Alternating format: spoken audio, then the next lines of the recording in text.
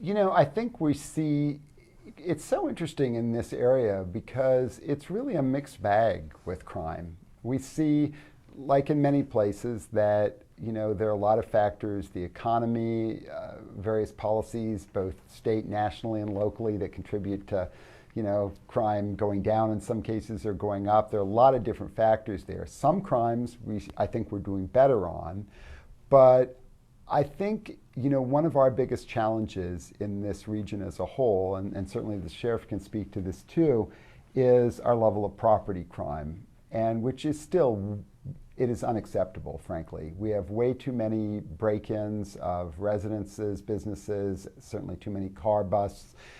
We've got to do better along those lines. One of the things that I think contributes to that is that a lot of those folks who are committing property crimes are actually people doing it to get quick money to buy drugs because they have an underlying drug addiction issue. And so I think what that's really going to, that realization is going to help us as a department move to more approaches that involve working with treatment providers and looking at better ways to deal with individuals who are drug addicted. Again, this isn't a right or left, Democrat or Republican political issue. There's folks from across the political spectrum that recognize that we have to do a better job of how we deal with folks who are suffering from the disease of addiction. And if we don't get a better handle on that, we're going to continue to see, I think, high rates of property crime, no matter how hard our officers work in terms of making arrests. Because really, a lot of it just becomes a revolving door, and the jails become, you can't put everybody in jail, and especially for nonviolent offenses, those aren't even arguably you're not going to get people long-term treatment for addiction in jail. So we're really talking about working with different treatment providers to take a little different approach, to look at maybe different ways of handling people who have what we call pocket drugs, very small amount of drugs for personal use. How can we focus on getting them into treatment rather than punishment? Sometimes perhaps there needs to be a combination of the two, but we got to do some things differently. And I think this is a realization that's being made by policing professionals around the country. And we're certainly, I think we have a lot of good things going on here that are going to help us, again, lead the way. I concur with Chief. We live in a relatively safe community. We really do. Tucson, from a violent crime perspective, in the metropolitan area is a relatively safe place, but property crime is way too high. And there's good public policy does not know partisanship. It just doesn't. And there are some things that we do that I wonder, well, that may be very partisan, but it's very bad policy. We should stop doing that. And there are a lot of things like that where partisanship derives policy, and in my mind, it should not at all. If we imagine that there's somebody out there, and there is somebody out there right now that does 20 residential burglaries a week to fix a drug problem. Yeah. Now we can expend law enforcement resources, incarcerate that person, go through a trial process, do all kinds of things that would expend significant public resources, or get that person into treatment one time, fix their drug addiction, and we just reduce by 20 the number of burglaries that we'll have here. What makes better public policy sense? Clearly, going the other avenue with people that are amenable to that type of intervention makes good public policy sense. We do not benefit from having a full jail. We don't, and then we need to be more guarded about who's in there and for what purposes they're in there. It costs well over $200 a day to put somebody in incarceration. If I could treat that person for $50 a day in some community-based alternative, does that make good public policy sense? Of course it does. It's not about being soft on crime, it's about being smart on policy. Yes. I am not soft on crime, but I like to be smart on policy.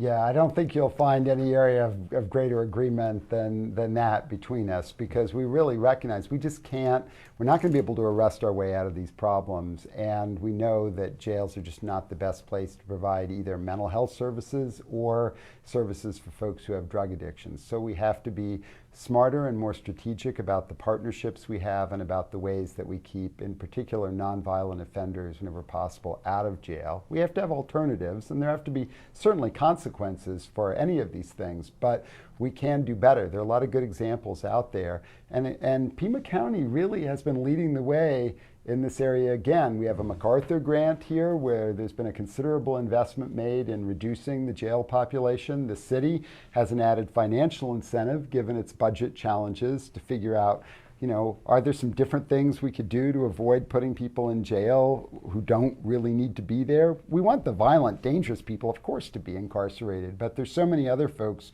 who are simply there because they don't have the wherewithal to bond out, or for any of a host of reasons. So I think you should watch, and you will see many ways in which we will be working together in the future to be smarter about how we use the criminal justice resources that are available to us. And we have some good partners with the prosecutor's office, with pretrial services, with others who really, we really want to work together. We're going to get out of these silos that we've traditionally been in and figure out how we work together to do better along these lines.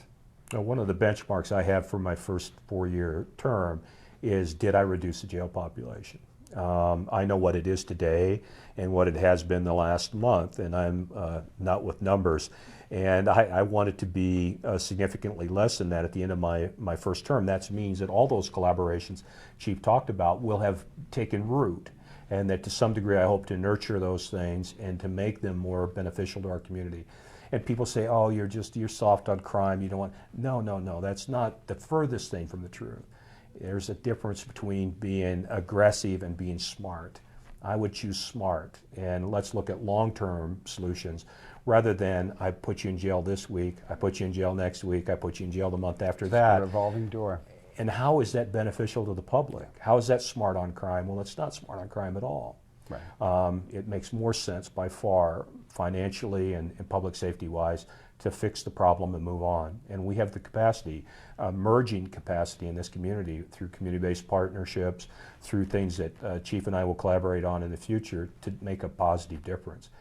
We're both in the latter stages of our career. All I'm about at this stage in my life is trying to make a positive difference before I hang up the badge and the gun and ride off into the sunset with Mrs. Napier. That's all that matters to me at this point, is to make a difference, a positive difference for the people in my agency and my county. I think he just said we were old. Did you hear that? I thought that was a very diplomatic way to put it. But I think that's readily apparent to anybody watching the interview. We're going to fight the brave fight. Yeah, that we're on the sunset of our respective careers. But that's very nice. Yeah, we're not kids anymore. That's suffice to say. No, that's right. But in all seriousness, this is a great time in our careers because it gives us the opportunity both to benefit from the experience we've gained over the past 30 plus years that we've been in this profession, and it also a certain amount of freedom to push forward with things that we both think are really important. And I think the residents of this community, this larger Tucson community, are going to find a lot of value added by the sheriff and I sort of getting a certain amount of synergy between our respective career experiences and our commitment to really doing some very thoughtful crime reduction strategies and good public safety steps for the community in the years ahead. I'm looking forward to it. I am too. That's why I went through all the toils of being elected, so I could work with this guy for 4 years. Best friends right here. Yeah. Well, Chief Magnus, I know you believe in like grassroots policing, having police officers go out into the community.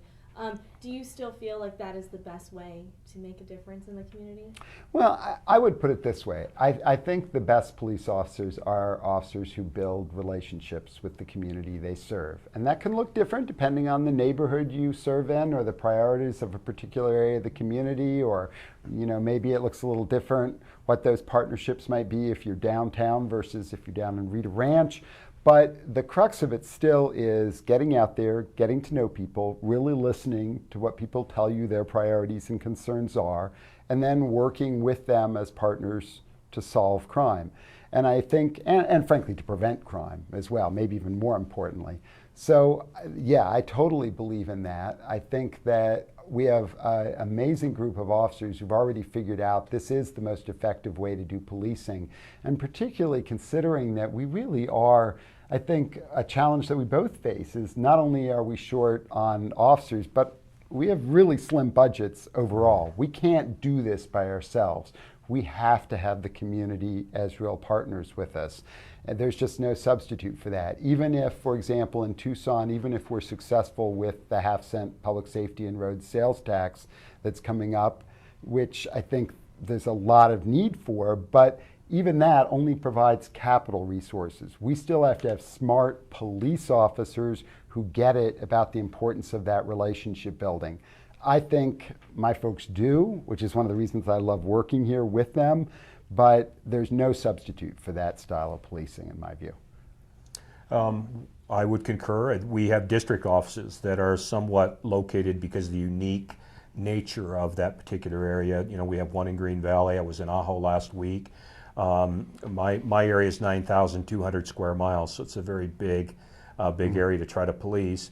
And so we have strategically located district offices in order to better serve the unique needs of that particular populace. So the more that I can get deputies, besides all the crime control things that Chief spoke about, it's important to get our people out of their cars, talking to people, engaged in the community, feeling like they're part of the community. The one thing when I was a Southside Patrol Division commander for his department, I told my officers, when somebody shoots somebody on the South Side, I don't care where you live, they just shot somebody in our neighborhood. We have ownership of that. That is our neighborhood. We should be intolerant of crime in our neighborhood. I don't care if you live in Marana or Sahuarita or where you live, your home is. This is your home during your shift, and you need to take ownership of that, because the good people that do live here expect that of you. They expect you to take ownership of this, and that's why they entrust you with the power that they've given you. And so it's a very heady responsibility. But the more we can get officers and deputies out of their car interacting in a positive way with the community, it's good for their mental health, it's good for their bearing, it's a better way to assess problems, because if I have a relationship with you, you might come up to me and say, Mark, there's something going on in that house down the street that just doesn't quite look right, because you have a relationship with me that you might not otherwise disclose, and that helps us.